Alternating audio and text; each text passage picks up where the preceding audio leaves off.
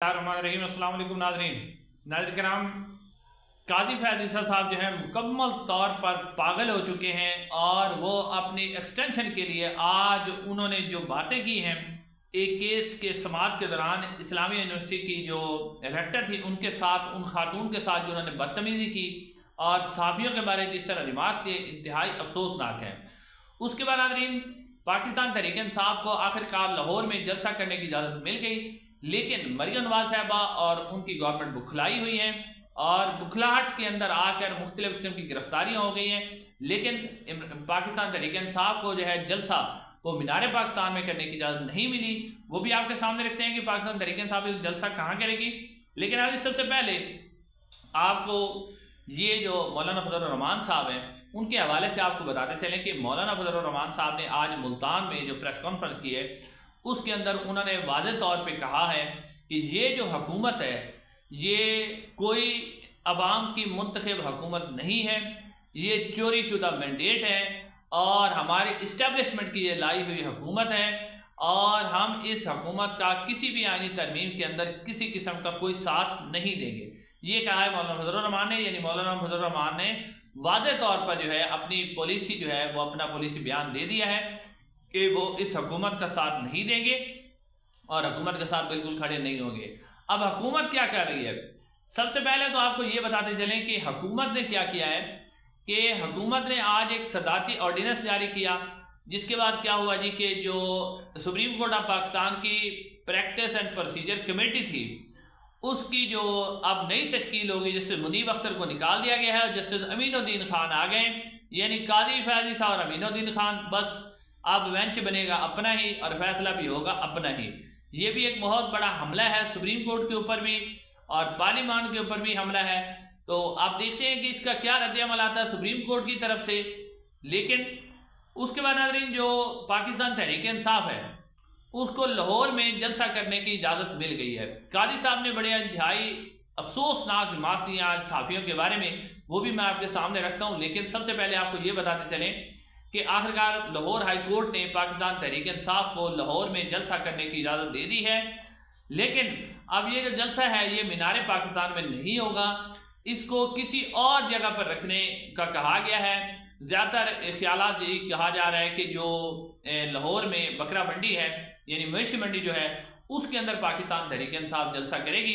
पहले भी इस्लामाबाद में जो सजानी के मकाम पर जलसे की इजाज़त दी गई थी वो भी ऐसी जगह पे दी गई थी जहां पर जानवर बांधे, अब भी ऐसा ही किया जा रहा है। लेकिन उससे पहले जो है अब आईजी पंजाब को जब अदालत ने तलब किया तो आईजी पंजाब ने कहा कि जी हमने किसी को नहीं पकड़ा, किसी को हरासा नहीं कर रहा है। लेकिन अभी भी खबरें आ रही है कि पाकिस्तान तहरीक इंसाफ के लोगों को पकड़ा जा रहा है, उनके ऊपर जो है टॉर्चर किया जा रहा है, उनके घर वालों को उठाया जा रहा है, कंटेनर लगाए जा रहे हैं, रस्ते रोके जा रहे हैं, नौजवानों को रोका जा रहा है। लेकिन पाकिस्तान तहरीक इंसाफ के जो कारकुन है, जोश खरोश उनके अंदर बहुत बड़ा है और ये जल्द ही फैसला करेगा कि क्या इमरान खान या पाकिस्तान तहरीक इंसाफ कुछ आगे बढ़ सकती है, अपना रास्ता बना सकती है, या फिर जिस तरह आप डिक्टेटरशिप पाकिस्तान के अंदर एक मार्शल लॉ की कैफियत है वो आगे बढ़ सकती है। लेकिन अभी तक सूरत हाल ये है कि जलसा काफ़ी कामयाब होने के इम्कान हैं।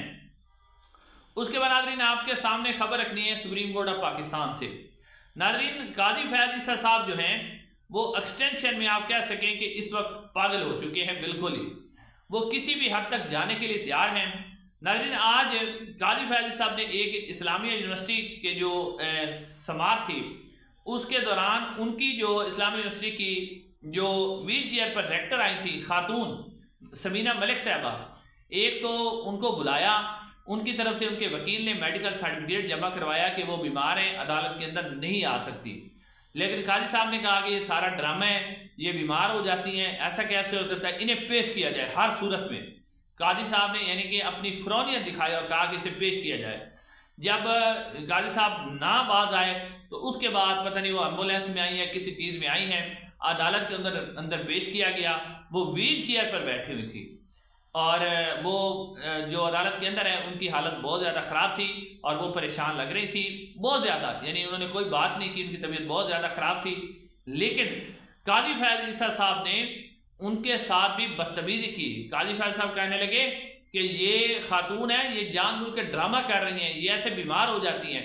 असल में नाज़रीन काजी फैज़ ईसा साहब के जो इस वक्त सेक्रेटरी हैं मुश्ताक साहब, उनको यूनिवर्सिटी से निकाल दिया गया था। तो काजी साहब को गुस्सा वो था कि मेरे सेक्रेटरी मुश्ताक को इन्होंने वहाँ से निकाला क्यों है। तो ये गुस्सा उतारने के लिए वो उस खातून की बेइज्जती कर रहे थे, उनको कह रहे थे ये ड्रामा करती है, ये झूठ बोलती है, इसके आगे माइक करो। और फिर कहते हैं कि इसे वो बैठी हुई थी साफियों वाली साइड पे, उधर से कहते हैं इसको इधर लेके आओ रोस्टम पे।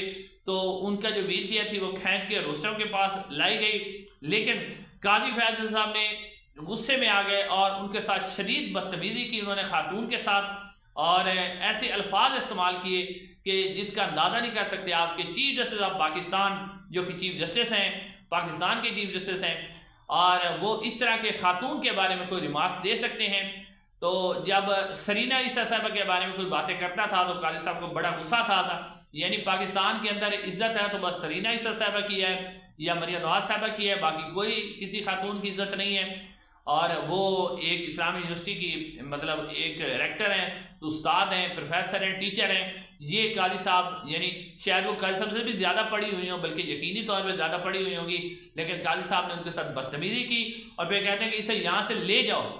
फिर उनके वकील ने जब कोई बात करने की कोशिश की तो काजी साहब ने कहा कि उन्होंने कहा, वकील ने कहा कि काजी साहब आपने कहा था ये ड्रामा करती है और बीमार नहीं है, तो ये देख लें आपके सामने आई हुई है, आपने इल्ज़ाम लगाया। तो काजी साहब कहते हैं तुम्हारी जुर्रत की वजह से बात करने की, मैं तुम्हें ये कर दूंगा, मैं तुम्हें वो कर दूंगा। उसके फिर पुलिस को कहते हैं कि घसीट के वो एक वकील को पुलिस वाले घसीट के ले गए, जो सुप्रीम कोर्ट के सीनियर वकील हैं, उसको बाहर निकाल के ले गए। और जो ही वो खातून जो है वो बाहर जा रही थी, जो समीना मलिक साहबा हैं, तो उनके साथ साफ़ी की कुछ भाग के गए। तो उसके बाद काजी फैज ईसा साहब ने यानी जब वो साफ़ी बाहर निकले समीना मलिक साहब, काजी साहब शदीद बरहम हुए और फिर उन्होंने कहा कि 3-4 किराए के साफ़ी जाकर गालियाँ देना शुरू कर देते हैं। जी हाँ नाज़रीन, ये काजी साहब ने कहा कि 3-4 किराए के साफ़ी जाकर गालियाँ देना शुरू कर देते हैं। गालम गलोच करो तो सब ठीक है, चीफ जस्टिस सबसे आसान काम है चीफ जस्टिस को गालियाँ देना, ये कह रहे हैं चीफ जस्टिस ऑफ पाकिस्तान। फिर कहते हैं मैंने सिर्फ एक सो मोटो लिया था, वो भी किसी के कहने पर। चीफ जस्टिस ने कहा क्या फिर हम तो हिंद अदालत का नोटिस लेकर जेल भेजना शुरू कर दें? पूरे पाकिस्तान में एक ही खातून है जो हर वक्त बीमार रहती है, ये काजी फैज साहब उनके बारे में कह रहे हैं। लोगों को मीडिया पर हायर करके गालम गलोच शुरू कर दी जाती है। चीफ जस्टिस बाहर के ममालिक में इस्लामी यूनिवर्सिटी के ट्रांजिस्टर मौजूद हैं, अगर रेक्टर बीमार है तो काम क्यों नहीं छोड़ देती और ओहदा छोड़ दे, ये काजी फैज साहब ने कहा है। अब काजी फैज साहब तो कह रहे हैं कि काम क्यों नहीं छोड़ देती, हालांकि आपको पता ही है कि सुप्रीम कोर्ट ऑफ पाकिस्तान के अंदर जस्टिस आयशा मलिक साहबा भी जस्टिस जो खातून जज हैं, एक और जस्टिस आयशा मलिक के अलावा मुसरत हिलाली साहबा वो बीमार हैं, वो काफ़ी देर छुट्टियों पर रही। तो काजी साहब की वो हिमायती काजी साहब ने वहाँ तो नहीं कहा कि वो उधर छोड़ दें, इधर खातून को कह रहे हैं कि उधर छोड़ दें। 6 लाख उनकी तनख्वाह है, उनकी 15 लाख तनख्वाह है, वो उधर नहीं छोड़ रही। फिर क्या खातून एक ही इज्जत है? फिर अब मेरा उन साफियों से भी सवाल है कि जो अली अमीन गंडापुर साहब ने एक बात की थी तो उसके ऊपर इन्होंने इसके माइक हटा लिए थे, आगे से बड़ी गुफ्तगू करने लग गए थे। क्या आप साफी इसके ऊपर भी रिएक्ट करेंगे? क्या काजी फैज साहब की अदालत का भी बाइकाट करेंगे या इसके ऊपर भी कोई रद्द-ए-अमल आएगा? या फिर ये क्योंकि काजी फैज साहब से ताकतवरों का साथ है तो फिर साफी वहाँ खामोश हो जाएंगे, साफियों की गैरत अब मर जाएगी? ये तो फिर आने वाला वक्त ही बताएगा। इंशाअल्लाह अगली वीडियो मुलाकात होगी।